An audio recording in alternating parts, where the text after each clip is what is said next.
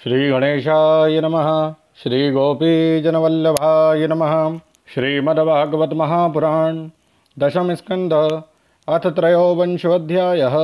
यज्ञ पत्नियों पर कृपा। ग्वाल वालों ने कहा, नैनाभी राम बलराम, तुम बड़े पराक्रमी हो। हमारे चित्त चोर श्याम सुंदर, तुमने बड़े बड़े दुष्टों का संहार किया है।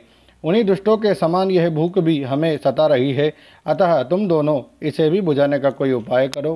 श्री सुखदेव जी ने कहा, परीक्षित, जब ग्वाल वालों ने देवकी नंदन भगवान श्री कृष्ण से इस प्रकार प्रार्थना की, तब उन्होंने मथुरा की अपनी भक्त ब्राह्मण पत्नियों पर अनुग्रह करने के लिए यह बात कही। मेरे प्यारे मित्रों, यहाँ से थोड़ी ही दूर पर वेदवादी ब्राह्मण स्वर्ग की कामना से आंगिरस नाम का यज्ञ कर रहे हैं। तुम उनकी यज्ञशाला में जाओ। ग्वाल वालों, मेरे भेजने से वहाँ जाकर तुम लोग मेरे बड़े भाई भगवान श्री बलराम जी का और मेरा नाम लेकर कुछ थोड़ा सा भात भोजन ही सामग्री मांग लाओ। जब भगवान ने ऐसी आज्ञा दी, तब ग्वाल वालों ने उन ब्राह्मणों की यज्ञशाला में गए और उनसे भगवान की आज्ञा के अनुसार ही अन्न मांगा। पहले उन्होंने पृथ्वी पर गिरकर दंडवत प्रणाम किया और फिर हाथ जोड़कर कहा, पृथ्वी के मूर्तिमान देवता ब्राह्मणों, आपका कल्याण हो। आपसे निवेदन है कि हम ब्रज के ग्वाले हैं। भगवान श्री कृष्ण और बलराम जी की आज्ञा से हम आपके पास आए हैं। आप हमारी बात सुने। भगवान बलराम और श्री कृष्ण गौवे चराते हुए यहाँ से थोड़े ही दूर पर आए हुए हैं। उन्हें इस समय भूख लगी है और वे चाहते हैं कि आप लोग उन्हें थोड़ा सा भात दे दें। ब्राह्मणों, आप धर्म का मर्म जानते हैं। यदि आपकी श्रद्धा हो तो उन भोजनार्थियों के लिए कुछ भात दे दीजिए। सज्जनों, जिस यज्ञ दीक्षा में पशु बलि होती है, उसमें और सोत्रामणि यज्ञ में दीक्षित पुरुष का अन्न नहीं खाना चाहिए। इनके अतिरिक्त और किसी भी समय किसी भी यज्ञ में दीक्षित पुरुष का भी अन्न खाने में कोई दोष नहीं है। परीक्षित, इस प्रकार भगवान के अन्न मांगने की बात सुनकर भी उन ब्राह्मणों ने उस पर कोई ध्यान नहीं दिया। वे चाहते थे कि स्वर्गादि तुच्छ फल और उनके लिए बड़े बड़े कर्मों में उलझे हुए थे। सच पूछो तो वे ब्राह्मण ज्ञान की दृष्टि से थे बालक ही, परंतु अपने को बड़ा ज्ञानवृद्ध मानते थे। परीक्षित, देश काल अनेक प्रकार की सामग्रियाँ, भिन्न भिन्न कर्मों में विनियुक्त मंत्र, अनुष्ठान की पद्धति, ऋत्विज, ब्रह्मा आदि यज्ञ कराने वाले, अग्नि देवता, यजमान, यज्ञ और धर्म, इन सब रूपों में एकमात्र भगवान ही प्रकट हो रहे हैं। वे ही इंद्रियातीत परब्रह्म भगवान श्री कृष्ण स्वयं ग्वाल वालों के द्वारा भात मांग रहे हैं। परंतु इन मूर्खों ने, जो अपने को शरीर ही माने बैठे हैं, भगवान को भी एक साधारण मनुष्य ही माना और उनका सम्मान नहीं किया। परीक्षित, जब उन ब्राह्मणों ने हाँ या ना कुछ नहीं कहा, तब ग्वाल वालों की आशा टूट गई। वे लौट आए और वहाँ की सब बात उन्होंने श्री कृष्ण तथा बलराम से कह दी। उनकी बात सुनकर सारे जगत के स्वामी भगवान श्री कृष्ण हंसने लगे। उन्होंने ग्वाल वालों को समझाया कि संसार में असफलता तो बार बार होती ही है, उससे निराश नहीं होना चाहिए। बार बार प्रयत्न करते रहने से सफलता मिल ही जाती है। फिर उनसे कहा, मेरे प्यारे ग्वाल वालों, इस बार तुम लोग उनकी पत्नियों के पास जाओ और उनसे कहो कि राम और श्याम यहाँ आए हैं। तुम जितना चाहोगे उतना भोजन वे तुम्हें देंगी। वे मुझसे बड़ा प्रेम करती हैं। उनका मन सदा सर्वदा मुझ में लगा रहता है। अब की बार ग्वाल पत्नीशाला में गए।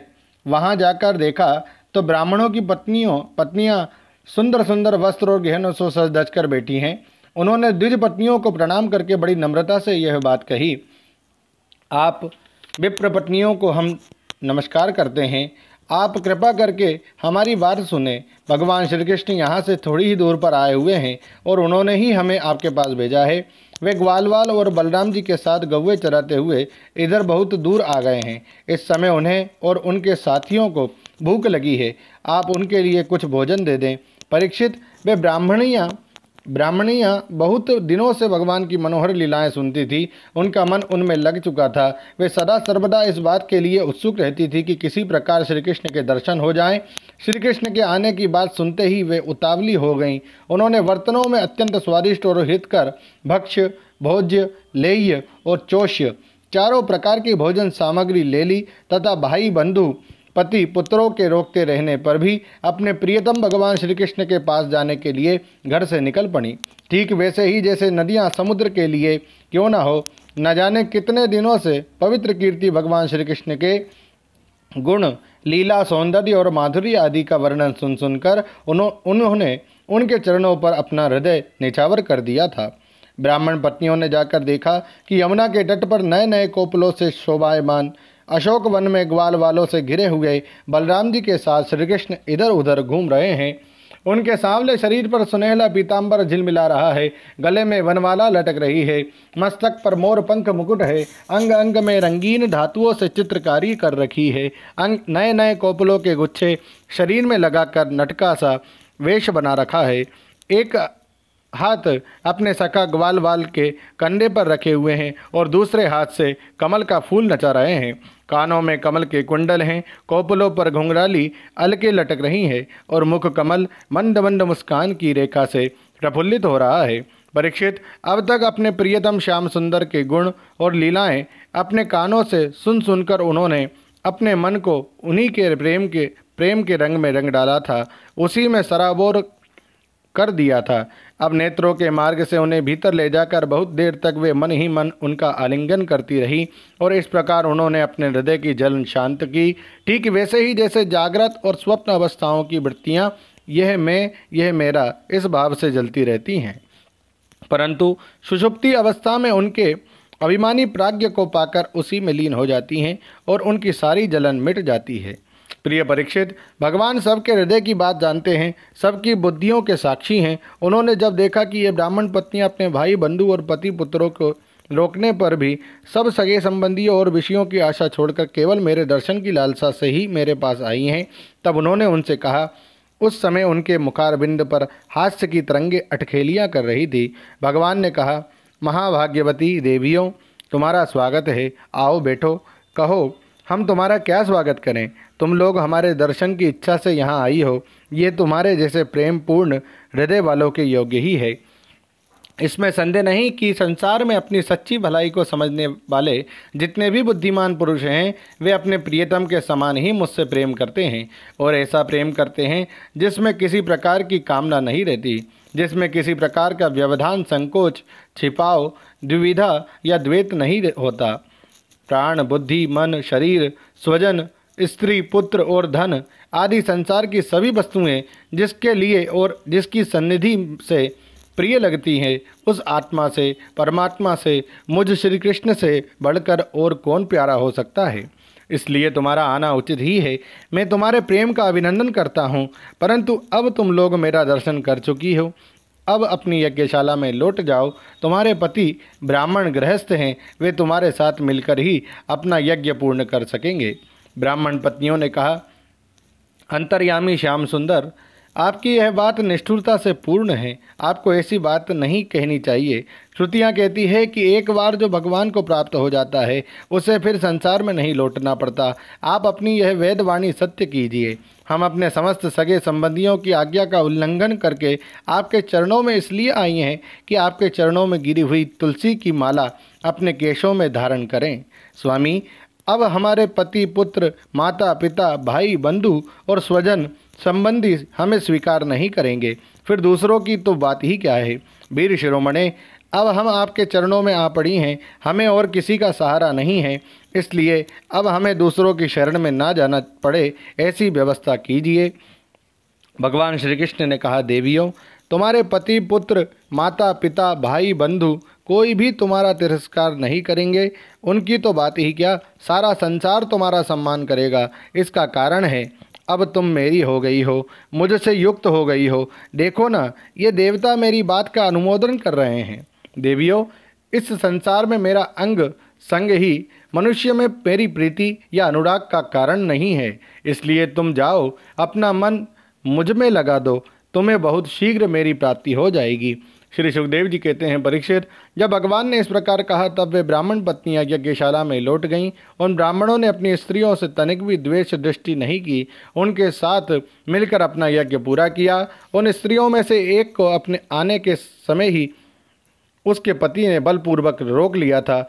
इस पर उस ब्राह्मण पत्नी ने भगवान के वैसे ही स्वरूप का ध्यान किया जैसा कि बहुत दिनों से सुन रखा था। जब उसका ध्यान जम गया तब मन ही मन भगवान का आलिंगन करके उसने कर्म के द्वारा बने हुए अपने शरीर को छोड़ दिया। शुद्ध सत्व में दिव्य शरीर से उसने भगवान की सन्निधि प्राप्त कर ली। इधर भगवान श्री कृष्ण ने ब्राह्मणियों के लाए हुए उस 4 प्रकार के अन्न से पहले ग्वाल वालों को भोजन कराया, फिर उन्होंने स्वयं भी भोजन किया। परीक्षित, इस प्रकार लीला मनुष्य भगवान श्री कृष्ण ने मनुष्य की सी लीला की और अपने सौंदर्य माधुर्य वाणी तथा कर्मों से गौएं, ग्वाल और गोपियों को आनंदित किया और स्वयं भी उनके अलौकिक प्रेम रस का आस्वादन करके आनंदित हुए। परीक्षित, इधर जब ब्राह्मणों को यह मालूम हुआ कि श्री कृष्ण तो स्वयं भगवान हैं, तब उन्हें बड़ा पछतावा हुआ। वे सोचने लगे कि जगदीश्वर भगवान श्री कृष्ण और बलराम जी की आज्ञा का उल्लंघन करके हमने बड़ा भारी अपराध किया है। वे तो मनुष्य की सी लीला करते हुए भी परमेश्वर ही है। जब उन्होंने देखा कि हमारी पत्नियों के हृदय में ही तो भगवान का अलौकिक प्रेम है और हम लोग उससे बिल्कुल रीते हैं, तब वे पछता कर अपनी निंदा करने लगे। वे कहने लगे, हाय, हम भगवान श्री कृष्ण से विमुख हैं। बड़े ऊंचे कुल में हमारा जन्म हुआ, गायत्री ग्रहण करके हम द्विजाति हुए, वेदाध्ययन करके हमने बड़े बड़े यज्ञ किए, परंतु वह सब किस काम का? धिक्कार है। हमारी विद्या व्यर्थ गई, हमारे व्रत बुरे सिद्ध हुए, हमारी इस बहुज्ञता को धिक्कार है। ऊंचे वंश में जन्म लेना, कर्मकांड में निपुण होना किसी काम ना आया, इन्हें बार बार धिक्कार है। निश्चय ही भगवान की माया बड़े बड़े योगियों को भी मोहित कर लेती है। तभी तो हम कहलाते हैं कि मनुष्यों के गुरु और ब्राह्मण, परंतु अपने सच्चे स्वार्थ और परमार्थ के विषय में बिल्कुल भूले हुए हैं। कितने आश्चर्य की बात है। देखो तो सही, यद्यपि ये स्त्रियां हैं, तथापि जगतगुरु भगवान श्री कृष्ण में इनका कितना अगाध प्रेम है, अखंड अनुराग है। उसी से इन्होंने बृहस्पति की वह बहुत बड़ी फांसी भी काट डाली, जो मृत्यु के साथ भी नहीं कटती। इनके ना तो द्विजाति के योग्य यज्ञोपवीत आदि संस्कार हुए हैं, और ना तो इन्होंने गुरुकुल में ही निवास किया है, ना इन्होंने तपस्या की है, और ना तो आत्मा के संबंध में ही कुछ विवेक विचार किया। उनकी बात तो दूर रही, इनमें ना तो पूरी पवित्रता है और ना तो शुभ कर्म ही। फिर भी समस्त योगेश्वरों के ईश्वर पुण्य कीर्ति भगवान श्री कृष्ण के चरणों में इनका दृढ़ प्रेम है, और हमने अपने संस्कार किए हैं, गुरुकुल में निवास किया है, तपस्या की है, आत्मानुसंधान किया, पवित्रता का निर्वाह किया तथा अच्छे अच्छे कर्म किए, फिर भी भगवान के चरणों में हमारा प्रेम नहीं है। सच्ची बात यह है कि हम लोग गृहस्थी के काम धंधों में मतवाले हो गए थे, अपनी भलाई और बुराई को बिल्कुल भूल गए थे। अहो, भगवान की कितनी कृपा है। भक्तवत्सल प्रभु ने ग्वाल वालों को भेजकर उनके वचनों से हमें चेतावनी दी, अपनी याद दिलाई।